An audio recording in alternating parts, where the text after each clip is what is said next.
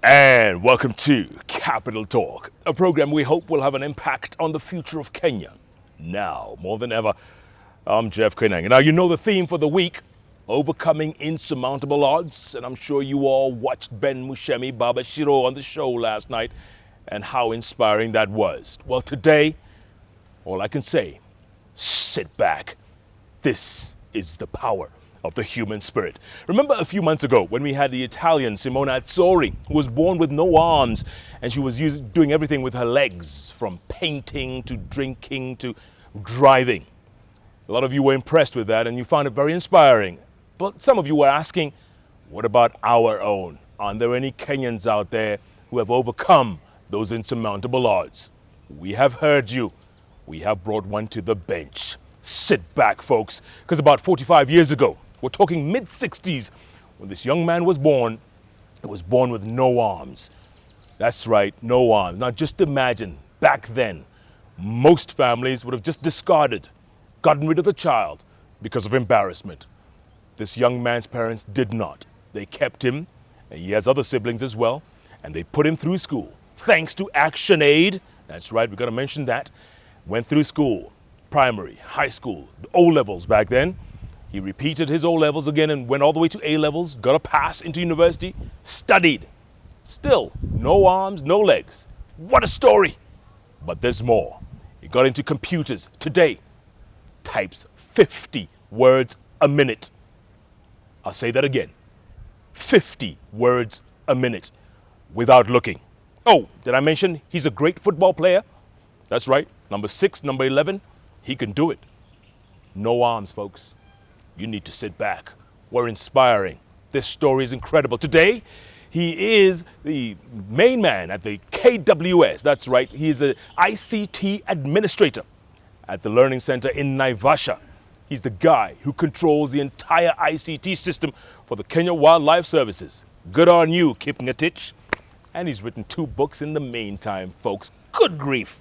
One, wrote in about 2002, called Caught in the Middle. It's a nice children's book. It's available all over town. Textbook, bookstop, check it out. But the one about his life is the one you need to pick up. Literally called Mlemavu, ? See Mimi. Disabled? Not I. Folks, this is what we mean when we talk about overcoming insurmountable odds. Sit back again and listen to the words of Godfrey Ipale. Godfrey, I can shake this hand, can't I? Harder than that. My goodness. I have no words, my brother. I have no words. How do you do? I mean, because most people, let's face it, most people who were born the way you're born, Godfrey, they give up on life. They would have given up. You never gave up. What's the secret? Sikizameni. I was born like this. And after I discovered I was disabled and I was mixing with the able kids, I learned to survive with them the way they are. My secret is compete with anyone, whether disabled or able. I got used to seeing myself as able. That's why I said, Mdemavu, not me. Not me. Not me. I refuse completely. So I've gone through challenges, normal challenges in life. All challenges, and it is normal in every life. Whether you are disabled, whether you are able, there are challenges in life. I face them head on. But you don't see yourself different from people with arms and fingers and everything. You don't, because you can type 50 words a minute. Yes. With this arm here. This faster one, this arm types 50. What happens is, because I grew up in the village, mixing up with my cousins, my brothers who are able, I started working with them. My father, my mother used to wake us up at 4 a.m. to either plow or go and cultivate maize. And my mother will count 1, 2, 3, 4 lines for you. You finish, then go to school. You don't finish, you're not going to school. So she'd give you a djembe? Yes, a djembe. And I would cultivate and finish my plot, and I go to school. So I got used to competing with my elder brother. And I wanted to beat him all the time, and I beat him at some point. Let him not watch this.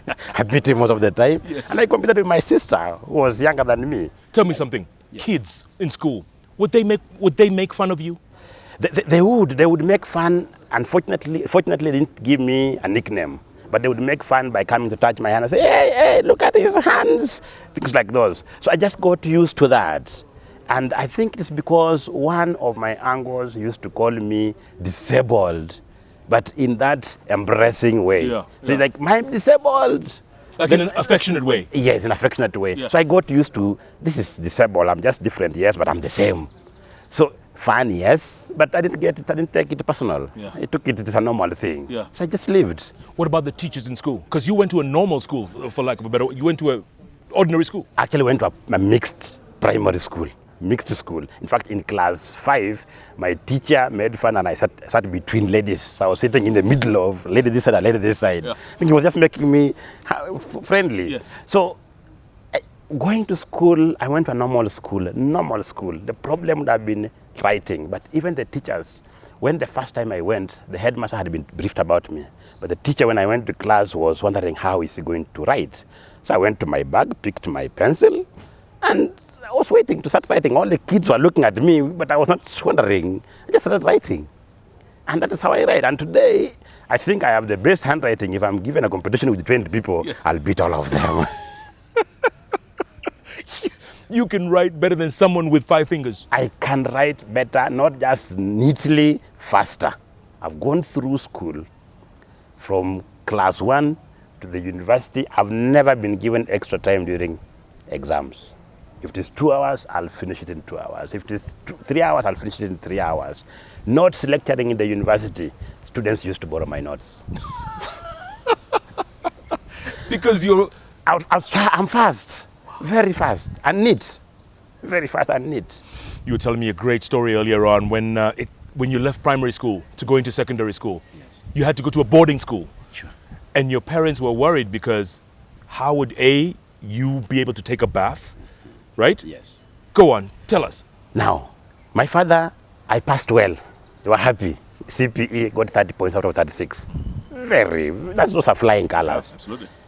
When the time came for going to secondary school, I got a letter from my local school, a good school. Most people have gone through there, Kolanya High School. Most people have gone through there. Most prominent persons in this country have gone through that school. It hit them now. This guy is supposed to go to boarding school. How is he going to wash clothes? How is he going to shower? So one evening, my father told me, let's go to school before you report next week. So we went to see the headmaster. He didn't tell me what we were going to do. So when I was sitting there, he told the headmaster about my problem of showering and washing clothes. The headmaster had already seen me because that's my local village. They had already seen me playing football around there, things like those. So he just said, fine, let him board, but when he wants to shower, he can rush home 4 kilometers away. Over the weekend, he can go home and wash clothes. So that is how I started. But it didn't last long. After 2 terms, I felt it difficult because I play football. After playing football in the evening around 6:30, I have to rush 4 kilometers home, shower and come back. When I come back, prep time is gone. So it gave me a lot of challenge. Number 2, at times when I go home, I find my brother who showers me has gone to walk around. So I don't know where he's gone. So I have to ask, where has he gone? Start looking for him. So I felt too much. What do I do? So I just sat down, thought I would have given up. I didn't give up. Yeah. I thought, so one weekend, I went and bought a trough. We call it karaya, for washing clothes and showering. So I came with it over weekend, Saturday. I kept it in my dormitory. Students were wondering why I bought it. So at night, after prep, they've all gone to sleep. I went to the tank, got water, and put it on a raised place, slightly raised. So I put it there, and I wanted to wash my clothes. Unfortunately, I had failed dog or I had not bought soap for washing. But I said, I'll try. So I got my clothes and put in. And I started washing. Washing by pressing them on the and turning them, pressing. When I want to rinse them now, I put them between my legs and scratch.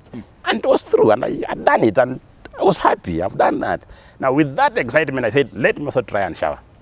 That was now the goma. Got water. I would have showered outside because everybody was asleep and it was dark, but I went into the bathroom because I wanted to hide from people, although there were no people, but just in my mind, let me go and hide. I've never showered. So I went inside there, put water there in the bath, and I was looking at the water. Now I want to shower. I look at my hands and I want to get water and pour on myself. These hands, I could wash my face. I could get water and wash my face, wash very well, wash my face. But now, getting water to my back and shower, these hands could not. So I stood there for 15 minutes not knowing what to do. But it hit me. I almost ran to the dormitory naked.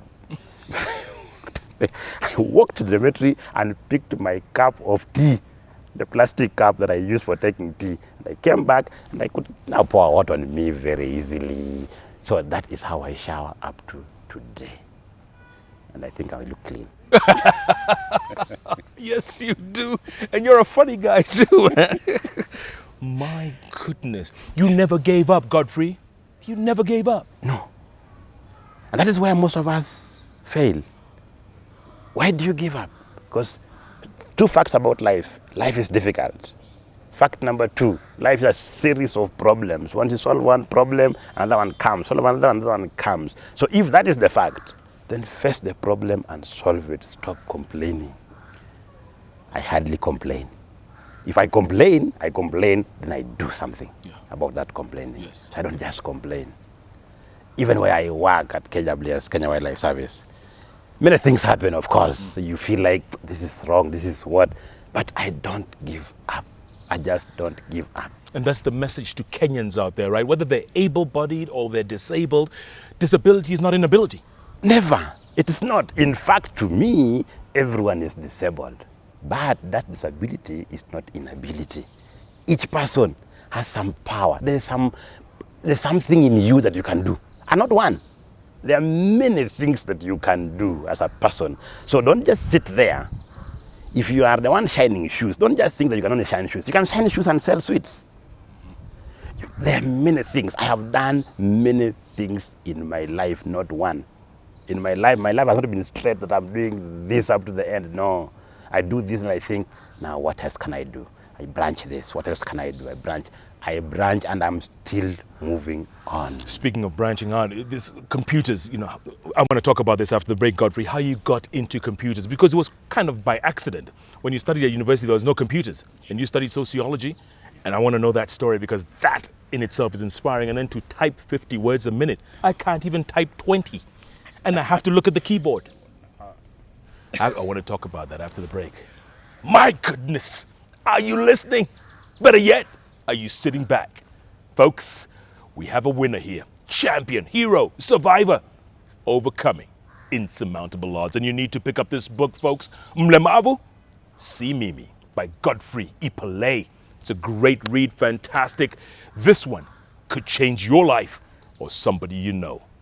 Young man here, barely 45 years old. Wow. Kenya, man, you gotta love this country. It's looking up and up. Don't even think of going away. I'm at a loss for words on the bench. It's only Tuesday. Back in a moment.